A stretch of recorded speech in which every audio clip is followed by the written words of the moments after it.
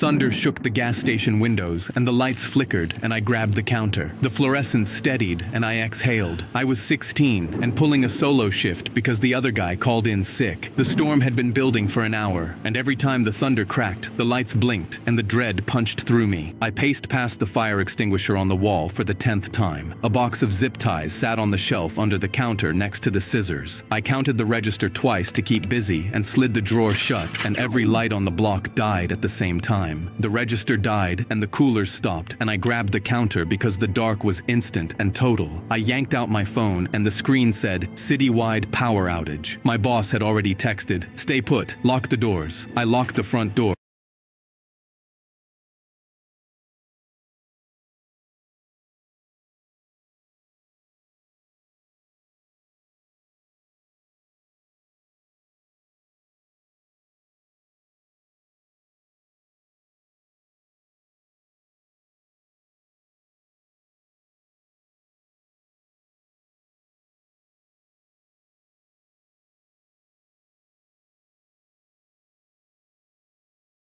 And paced behind the counter, and the security camera above the register blinked once and went dark with everything else. I texted my friend Nate because he always answered no matter what time it was. "Bro, the whole city just went dark. You seeing this?" No response. Nate was the kind of kid who texted back before you put your phone down. We shared a desk in shop class, and he chewed the inside of his cheek when he was thinking. Rain hammered the roof, and nothing else made a sound. Something banged against the side of the building, and I dove behind the counter with my heart hammering. Wind was rattling the propane cage outside. I shoved a toppled display back up with shaking hands and laughed at myself for jumping. A knock on the glass. I spun, and a woman was standing in the rain holding a sleeping toddler against her chest. She knocked again, and her face was desperate through the wet glass. I flipped the lock and pulled the door open. "Can I just get gas? My daughter's asleep, and I'm almost on empty." The toddler's head was on her shoulder, and one tiny fist was clutching a stuffed elephant, and she was drooling onto her mom's shirt. Of course, pumps are down, but I can flip the manual override in the back. "Thank you so much. We've been driving for 40 minutes trying to find somewhere open. My husband's deployed, and it's just me and her, and I've been going in circles in the dark." I handed her a paper towel, and she wiped the rain off the toddler's face, and the little girl scrunched her nose and squeezed the elephant tighter without waking up. She could sleep through a hurricane. She basically is. The woman laughed, and the relief of having another person loosened the knot in my chest. "I'm Caleb, Michelle, and this is Lily." I noticed a name tag safety pinned to the elephant's ear, Ellie, in wobbly marker. Michelle caught me squinting at it. She named it herself. Can't spell yet, but she got close. She bounced Lily and hummed something, and Lily's fist tightened on Ellie's trunk in her sleep, and Michelle kissed the top of her head. "We'll be home soon, baby." The gas station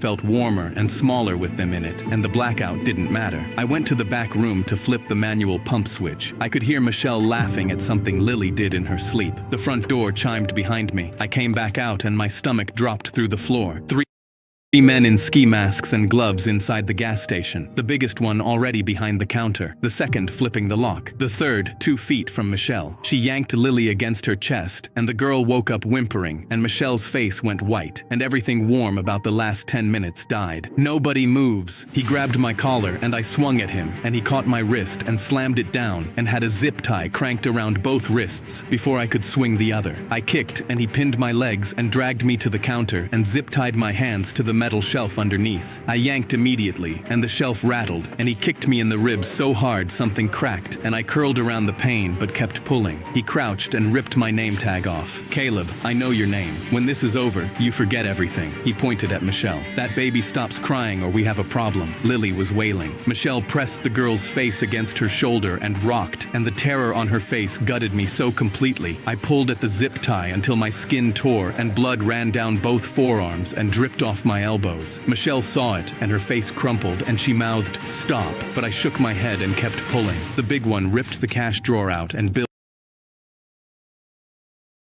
scattered. 300? That's it? He swept the drawer off the counter, and it crashed into the chips. We hit the houses. No alarms. No cameras. This is home base. He pulled a list of addresses from his pocket. The small one crouched in front of Lily, his head tilted, almost gentle. "How old?" Michelle's voice shook. 18 months. The gentleness vanished when he straightened up. "Keep her quiet." 2 of them went out into the dark. The small one stayed, jittery, pacing. His mask was crooked, and I could see his jaw, and something about it tugged at the back of my brain. The way he chewed the inside of his cheek. I'd seen someone do that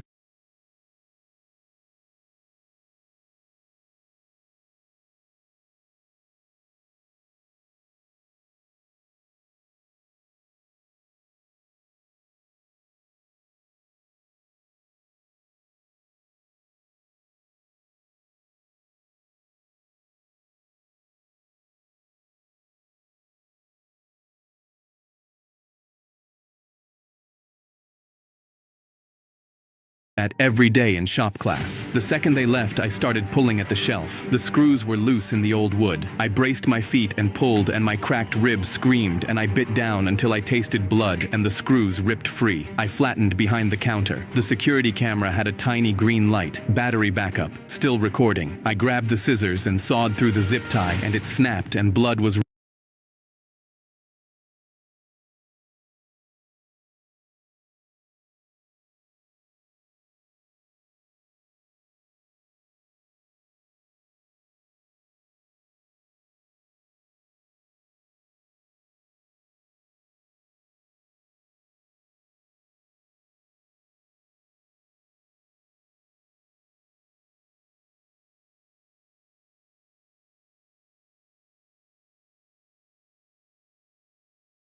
running down both wrists, and relief surged so hard through me, my head spun. The fire extinguisher, red metal, 10 feet. He turned from the window and Stop! Before you buy this. This exact product could walked toward Michelle. Your car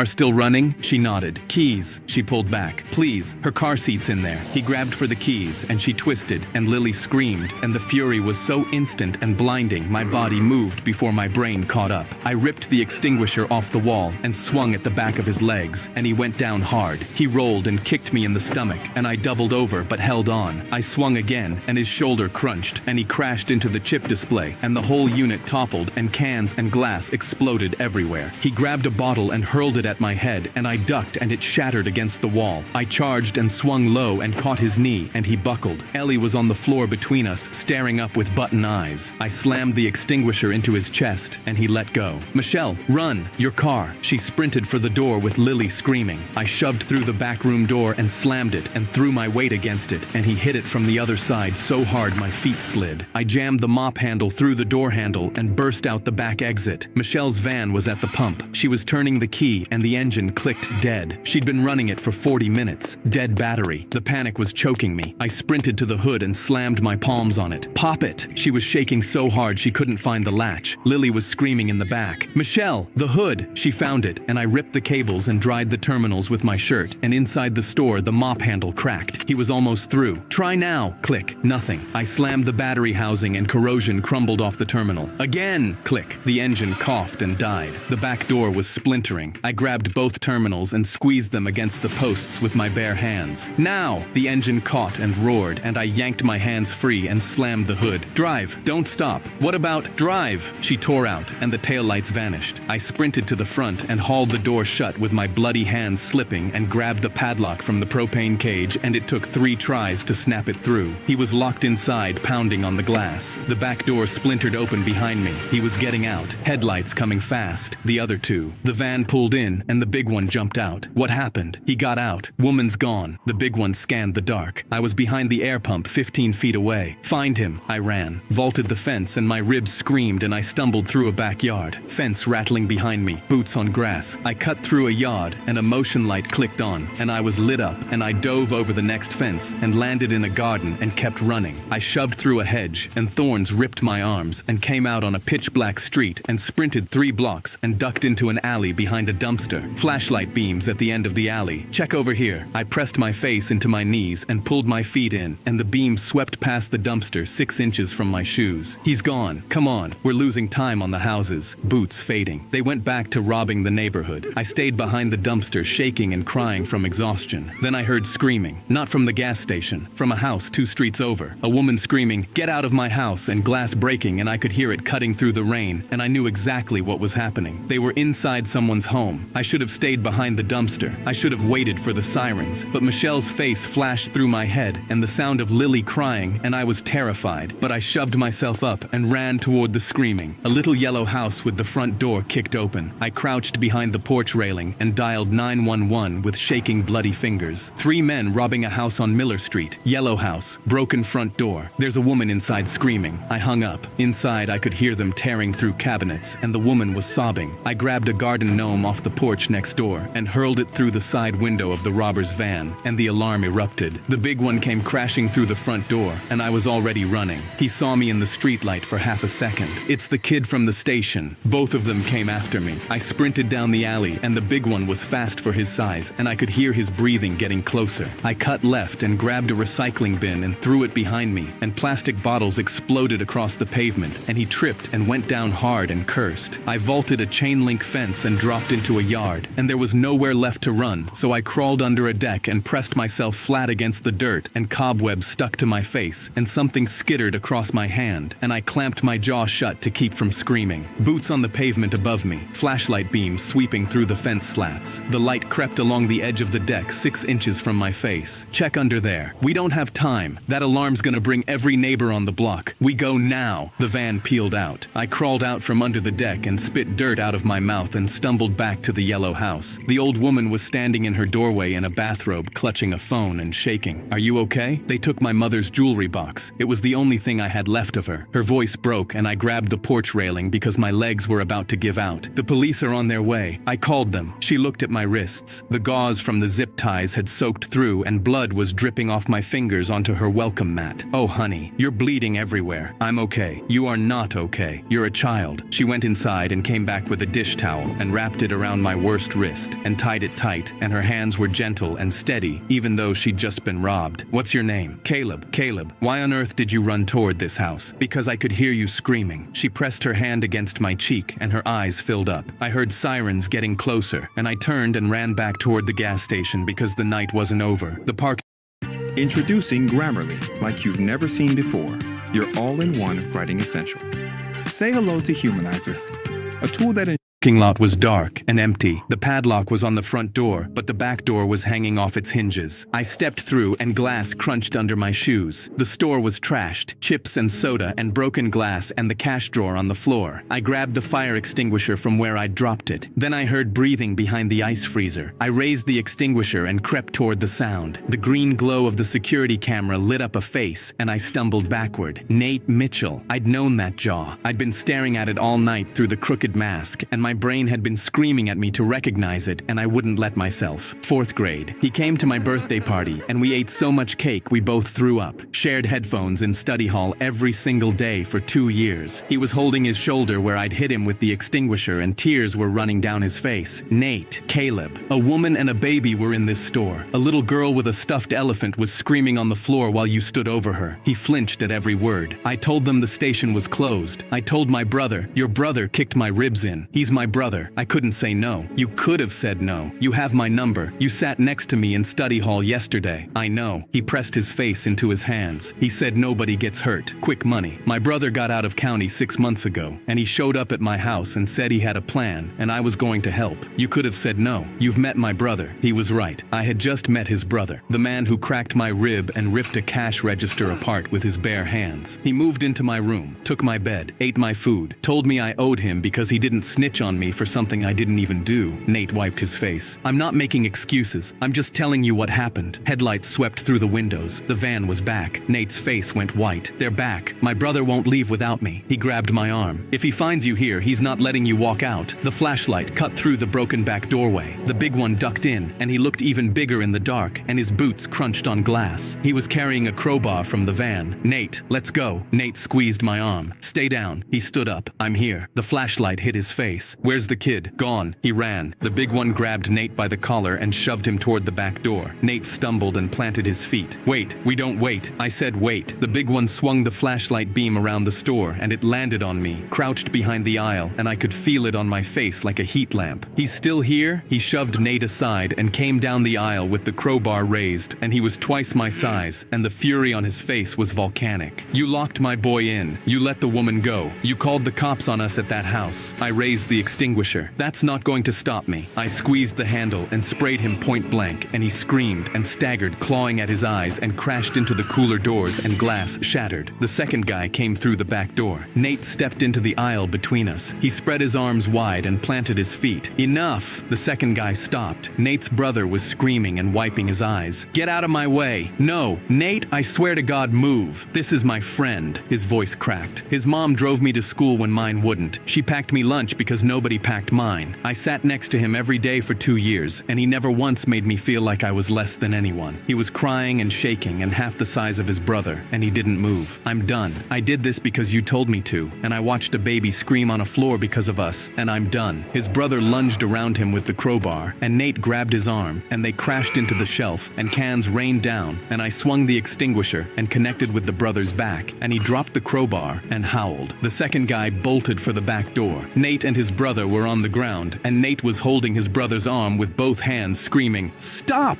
And I kicked the crowbar down the aisle and grabbed the front door key ring off the wall, and my bloody hands dropped it twice, and I yanked the padlock free and threw the door open. Red and blue flooding the parking lot. 3 cruisers, officers pouring in. 3 inside. They rushed past me and pulled all 3 out in handcuffs. The brother was still wiping his eyes and cursing. Nate came out last. He was bleeding from a cut above his eye, and his hands were cuffed behind him, and he was 17 years old. His face found mine across the parking lot, and he held my eyes, and neither of us blinked. The kid who stood between his brother and me with his arms spread was being loaded into a cruiser, and I pressed both hands over my face. The security camera, battery backup, green-tinted footage of the whole night. The officer played it on his laptop. 3 men